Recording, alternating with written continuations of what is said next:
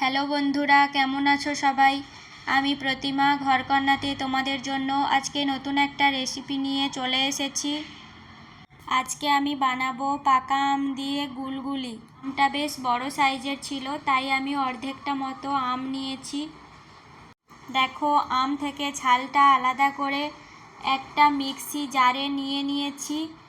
এবারে এটাতে কিছু নারকেল কোড়া এবং চিনি দিয়ে দিলাম। এটাকে ভালো করে একটা পেস্ট বানিয়ে নেব। দেখো, পেস্ট রেডি হয়ে গেছে।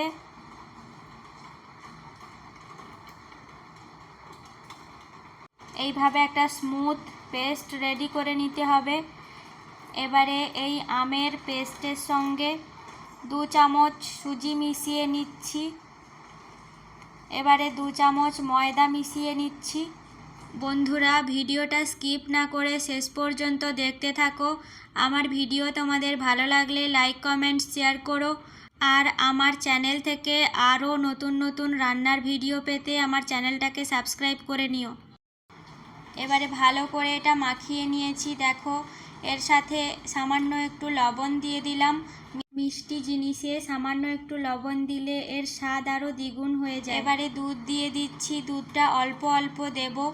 অল্প অল্প দুধ দিয়ে মাখিয়ে নিচ্ছি। দেখো, এইভাবে ভালো করে সব কিছু মিশিয়ে নিতে হবে একসাথে। মেশানো হয়ে গেলে এবারে 20 থেকে 25 মিনিট মতো আমি এটা ঢাকা দিয়ে রেখে দেব। দেখো, 20 থেকে 25 মিনিট পরে ঢাকা খুলে কয়েকটা গোটা মৌরি দিয়ে দিয়েছি। দেখো, ব্যাটারটা ঠিক এইভাবে তৈরি করতে হবে। ব্যাটারটা বেশি পাতলাও হবে না, আবার বেশি ঘনও হবে না, একদম মিডিয়াম থাকবে। এবারে আমি কড়াইয়ে তেল গরম করে গুলগুলি ভেজে নিচ্ছি।